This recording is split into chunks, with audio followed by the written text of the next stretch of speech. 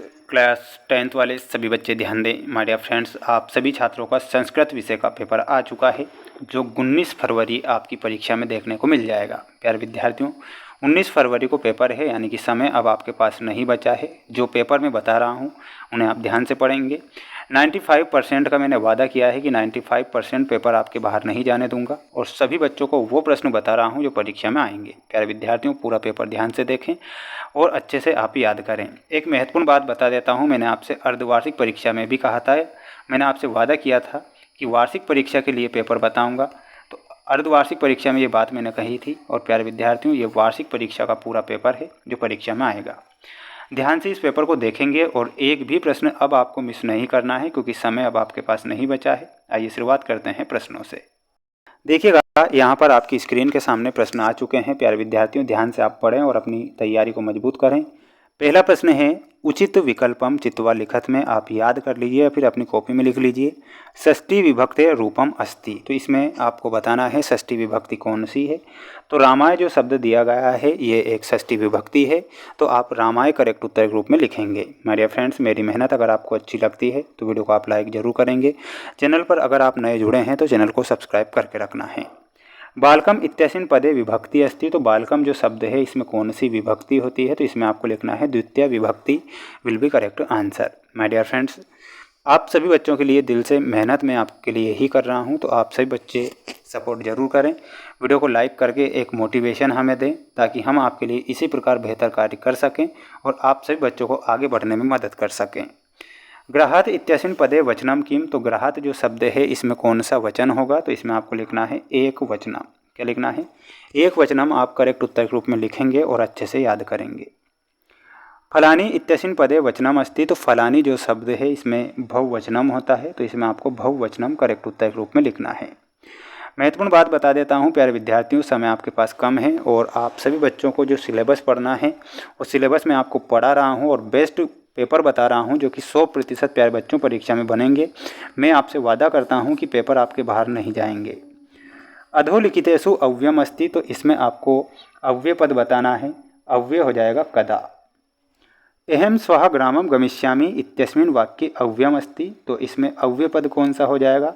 My dear friends, इसमें लिखना है स्वः जो शब्द दिया गया है ये एक अव्यय पद है, तो इसमें आपको स्व करेक्ट करना है। माय डियर फ्रेंड्स, आप सभी बच्चे अच्छे नंबर लाकर अपने माता पिता का नाम रोशन करें। इस वर्ष यही कामना प्रार्थना में करता हूँ, सभी बच्चे अच्छे नंबर ला सकें। गमिष्यति इत्यस्मिन् धातु रूपे लकाराः अस्ति, तो इसमें कौन सा लकार होगा? तो इसमें आप सभी बच्चे याद रखेंगे, इसमें होता है रट लकार। ठीक है। लभन्ते इत्यस्मिन् धातु अस्ति, तो कौन सी धातु हो जाएगी? तो इसमें आपको लिखना है लब धातु। ठीक है। भू धातु लट लकार प्रथम पुरुष बहुवचनस्य रूपम अस्ति, तो इसमें कौन सा वचन होगा? इसमें आपको लिखना है प्यारे विद्यार्थियों, कौन सा रूप होगा? तो भवंती, है ना। तो यहाँ पर आपको भवंती करेक्ट उत्तर के रूप में लिखना है, भवंती। गच्छन्तु इत्यस्मिन् पदे वचनम अस्ति, तो कौन सा होगा? बहुवचनम। इसमें आप लिखेंगे बहुवचनम। पराजयते इत्यस्मिन् पदे उपसर्गः अस्ति, तो इसमें आपको लिखना है परा उपसर्ग। अधिकाराः इत्यस्मिन् पदे उपसर्गः अस्ति, तो इसमें आपको लिखना है अधि उपसर्ग। ठीक है। तो अधि हमारा सही उत्तर हो जाएगा। पेपर के पीडीएफ अगर आपको चाहिए तो पीडीएफ हमारे ऐप पर मिलेंगे। ऐप की लिंक डिस्क्रिप्शन में दे रखी है और ऐप का नाम हो जाएगा मेंस एजुकेशन ऐप। विसर्ग संदेह उदाहरणम मनोरथः इति अस्ति, तो इसमें आपको सही उत्तर के रूप में आम लिखना है। इत्यलम इत्यस्मिन् पदे स्वर संधि अस्ति, तो ये भी आपका आम हो जाएगा। विसर्ग संदेह उदाहरणम विद्यालय अपि भवति, तो ये आपको ना के रूप में लिखना है, गलत होगा। चोर भयम इति उदाहरणम तत्पुरुष समासस्य भवति, तो बिल्कुल यहाँ पर आपको सही उत्तर के रूप में लिखना है। पितरो इति द्विगु समासस्य उदाहरणम अस्ति, ये गलत होगा। पीताम्बरा इति बहुब्रीहि समासस्य उदाहरणम अस्ति, तो ये आपका आम हो जाएगा, यानी कि सत्य के रूप में आपको लिखना है।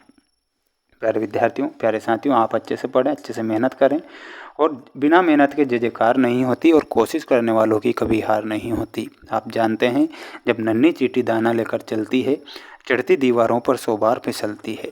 मन का विश्वास रगों में भरता है, चढ़कर गिरना गिरकर चढ़ना ना अखरता है। आखिर उस चींटी की मेहनत बेकार नहीं होती, कोशिश करने वालों की कभी हार नहीं होती। पठितुम में जहाँ पर तुम शेष बचता है, मैंने कहा है कि तुमुन प्रत्यय शेष होता है। तो आगत्ति, आगत्ति में आपका सही उत्तर क्या हो जाएगा? ल्यप प्रत्यय। दर्शनीयम में हमारा सही उत्तर हो जाएगा अनियर प्रत्यय, तो अनियर से मिलाना है। बुद्धिमति व्याघ्रम दर्दशा, तो इसमें हमारा सही उत्तर हो जाएगा गहन कानने। कुशलवो उपसृति प्रणमतः में हमारा सही उत्तर क्या हो जाएगा? रामम।